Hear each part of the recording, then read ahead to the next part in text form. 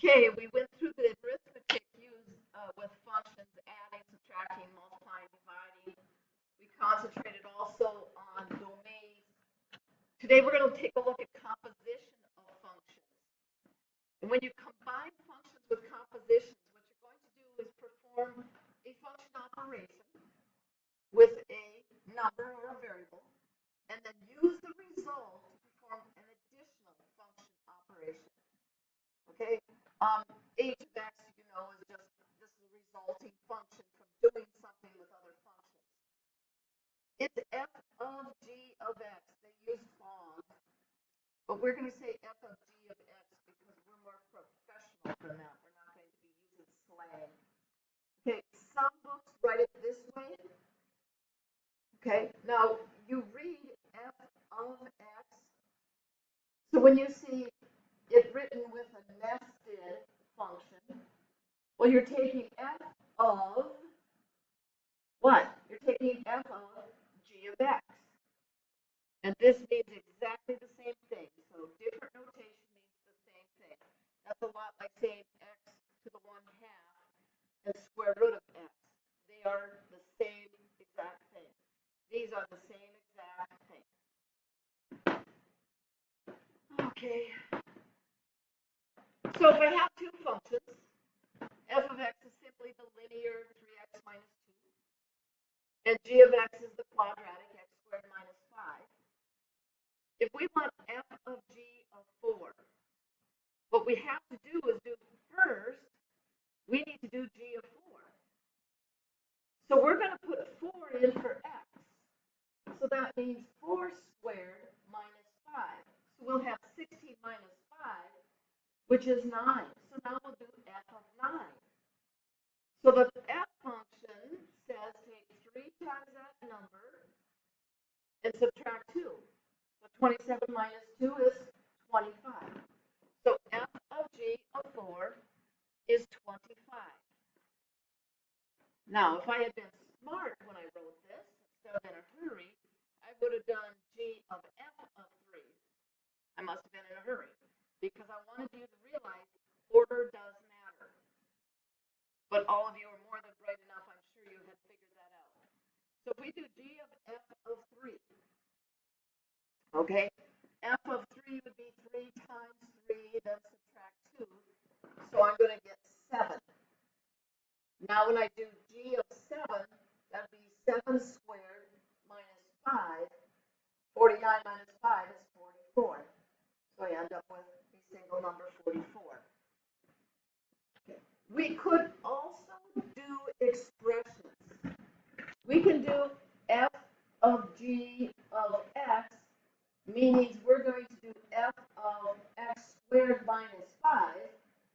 Well, that means we're going to place x squared minus 5 in where x is on our f of x. So 3 times your stuff minus 2.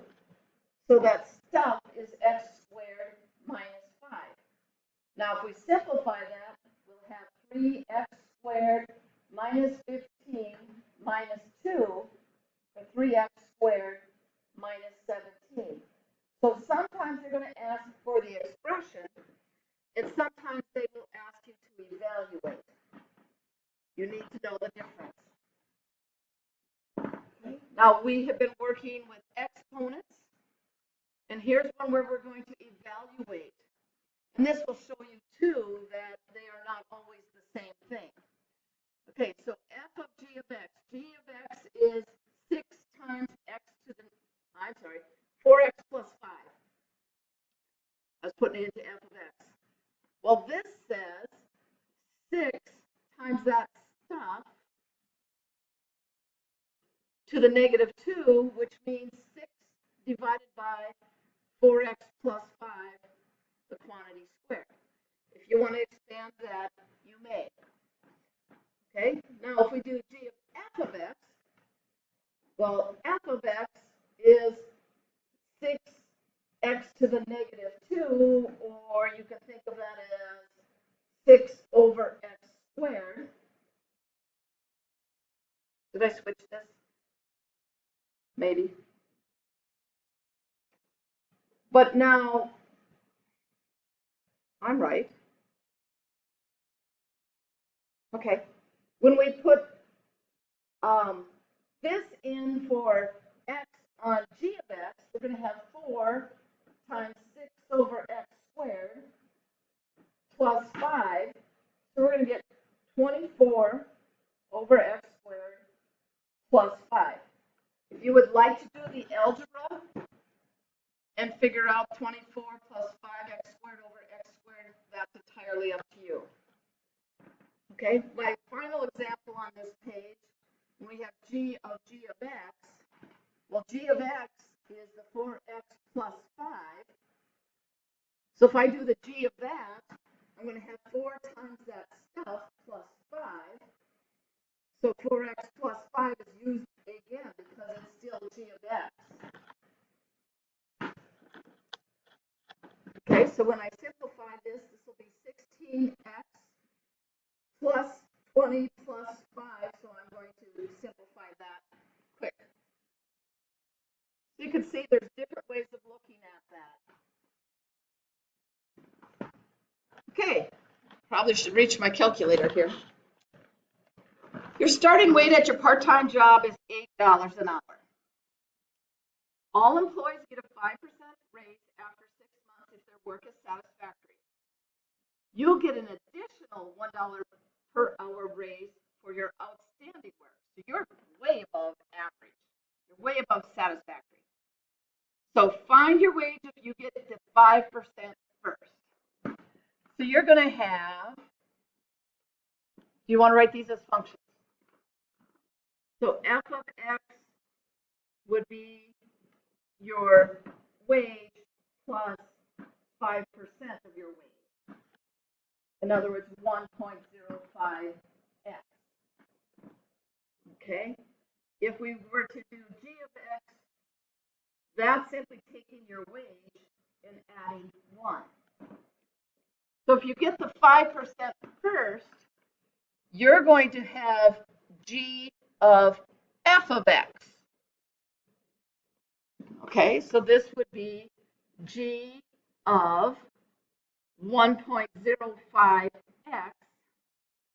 So that would be 1.05x plus 1. Now we know that this is going to be for $1 or $8, but x is 8. So if we want g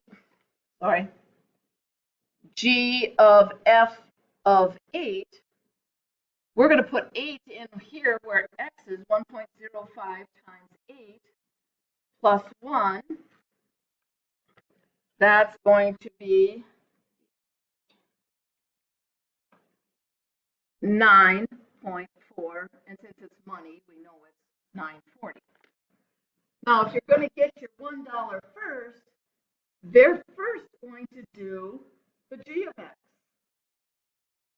So now we're going to do the f of x plus 1. So when we replace x by x plus 1, you're going to have 1.05 times x plus 1. So here, when we do f of g of 8, we're going to have 1.05 times 9, and that's going to be 9.45. So you get all of 5 cents per hour more. Doesn't seem like much, but when you start working 20 hours a week, that's an extra $1. Do that for a year, that's $365, and hopefully you'll get another raise. But it does make a difference when they take that, add that $1 for your outstanding work. Okay, so we had a look at composition of functions. You can look at examples in the book. You could also try to Google composition of functions in a YouTube and see what else other math teachers have put out there for you to use. Khan Academy is pretty good. I sometimes find that they use more complicated examples too soon, but some students really enjoy them. But ask me, do some search. I'm here for you. You know that.